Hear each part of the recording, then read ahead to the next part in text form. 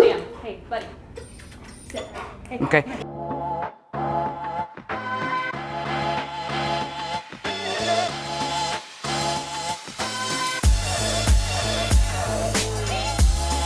Because we have not been able to exercise him the way we want to outside because of his fear aggression. Okay. He also is we have a lot of anxiety when he's separated from her. I see that. Okay. He does a little better with anxiety separation with me. He can let me go easier than he can her. He's 4. He's 4.5, he'll be 5 in October. Okay. Hello, I'm Tom. Hi, nice to meet you. Nice to meet you. I've seen you many times on your videos. Cool. Okay. And this is Skippy And John. this is Skippy. Skippy John. Who can go over there and just sit down with Skippy John? Cool. Sam. Sit. Will you sit for me? Will you sit? I know. Watch a new action. Sam, sit. Sit. Hey.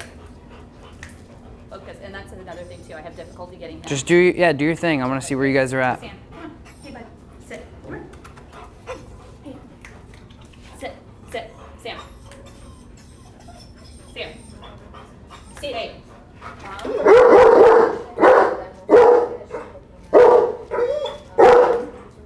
Sam. Hey, buddy. Sit. Hey. Okay. Have you done training before? Yes. So he went to. We had a very bad experience. I don't know exactly what happened, but he came back with open lacerations on his neck. Okay. So at first we thought it might have been an allergic reaction to the E. coli prongs. So we switched him out to have those to be. Sam. Okay. I'm gonna just dive right in. Okay. So Yep. let me just get some stuff together. Taylor, in this situation, I want to just dive right in because this is all. Half of it is him, half of it is you.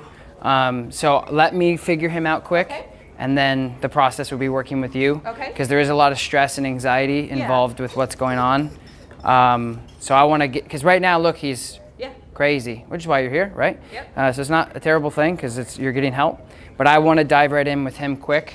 He's too big of a dog To not be able to control. to not be able to control, exactly.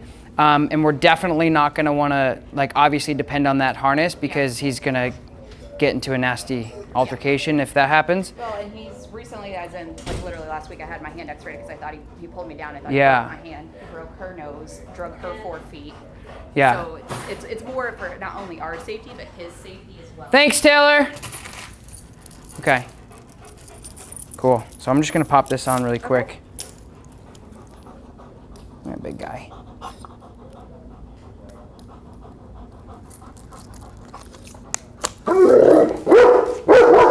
Sam, leave it. Leave it.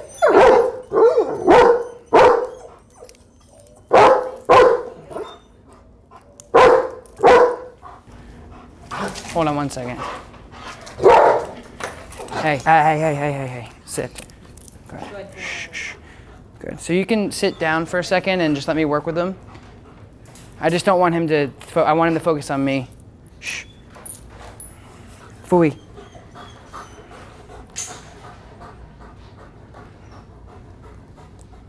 And he does know some German commands, but not extensive. Okay.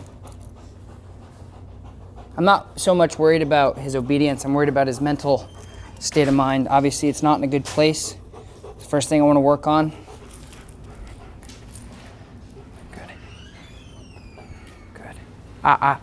Sit. All right, so we're going to take all this other stuff off because it's not necessary and it just gets in the way. So you get, from start to finish, it was a less than a minute, maybe 30 to 45 second change. Immediately, right? I can't explain to you how crucial it is to have something like this. I mean, it immediately takes him from, I don't know what the hell to do, please help me, to thank you, God. Just like that. So, but that also, there also is, handling involved with making that work. It's not just put this on and the dog is calm. So there's a lot of anxiety that is created directly from you. that we have to work on. Yes. Because as soon as I took the leash and got him under control, done. So I'm gonna work with him for a little bit. What commands does he know? All right, so I'm just gonna work with him to get him engaged with me so he knows that I'm gonna help him out. Right, bud? Were they in German or English commands? Predominantly English. We've started Okay, heel. working with them in German. Good. Heel. Good.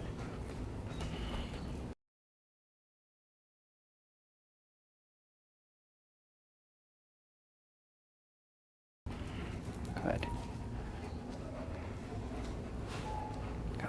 Sit. Good. Good. Heel. Yeah, good. Good. He was stubborn and God. Yeah, that sucks. We hear those stories a lot. Sit. Good man. Good job, buddy. What a good boy. What a good boy you are. Yeah. Good. Okay. Heel. Good man. Yeah. Good man. Yep. Yep. Sit. Good. Sit, big man. Sit. Good man. There's my good boy. Good boy. Good. Heel. Good man. Come on. Good man. Good man. Good. Heel. Heel. Come on. Good boy. Come on. Let's go. Good boy. Good man. Let's go. Come on. Good boy. Sit. Good man. Good sit. Okay. He's done. Got him figured out. Now we just got to work with you guys and see what's going on. Do you have any questions? Oh, we're here. how need do your we guidance. do this in our situation? Because moving from a house with a backyard into a townhouse where if there is a business close by, there's a lot of trucks that go by, motorcycles that go by, bikers, walkers, dogs of all kinds, colors, and descriptions. People Runners. 24/7. Got it? And we Well, again, like a lot of this is your relationship. And then the other part of that is just the training that you're doing with him isn't doing you any good. So you got two things that normally you should be working on and you're not yet. So that's what we're going to start with. But a lot of this is we can't talk about what the neighbors and what the upstairs, none of that matters because that's always going to happen. So you're life. Yep, you're going to see that 15 more times in your life at least. So you have to not so much stress yourself out about they did this and they did that. That's going to happen unless you sit inside all day, and obviously that's not going to do you any good.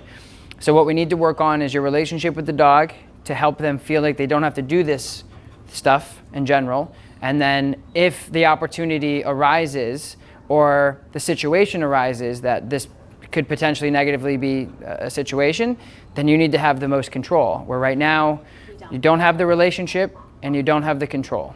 Well, it's what I'm seeing the most that I would be immediately working on is his anxiety because he's not happy. So the aggression, any dog can be aggressive. And if you get a dog that is a working dog or a working line dog, then they just need more work. They need more outlet. You have a really athletic person, you can't sit him in a room all day. That's what you got. So it's not so much.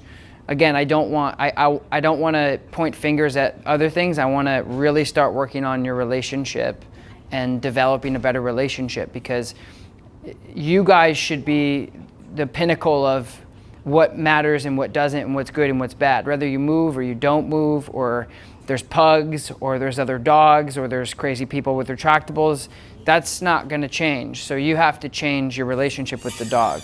Okay? That's what we're going to work on. I'm going to have to help you develop a better relationship, what to say, what not to say, what to do, what not to do.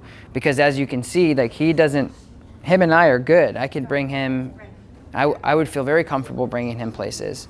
I'm not going to feel comfortable people approaching him, but that's life. That's just with any dog. I mean, nobody should go approach a dog you don't know, but that's the society we live in. So I want to help you guys create a better relationship, because that's the cause to all of this anxiety and stress and reactivity and protective stuff. We want to be good humans to him, too, Right. because he deserves it. He Right. deserves it. Right. So we just have to hit reset. You'll have to take everything I say not as a negative thing that you guys are doing, but just now we're going to turn the page. We're going to turn on the good stuff and just start washing away the bad stuff. Okay? So that's my job. Is I'm really not a trainer, because if I was a trainer, you guys would be gone. He's done. Yeah. He's trained. And that's kind of, I think, what we experienced before. I trained, Yeah. He now has obedience training. Right. He'll sit, he'll play, he'll do Right. this. Yeah. And so as soon as I transferred the leash to me and just corrected him once, he literally just laid down. Like he was like, okay, sorry. And so what we have to do is we have to create, all this stuff plays a role. When you have I was just talking about this with my out of state from Ohio. They just left when you guys came in.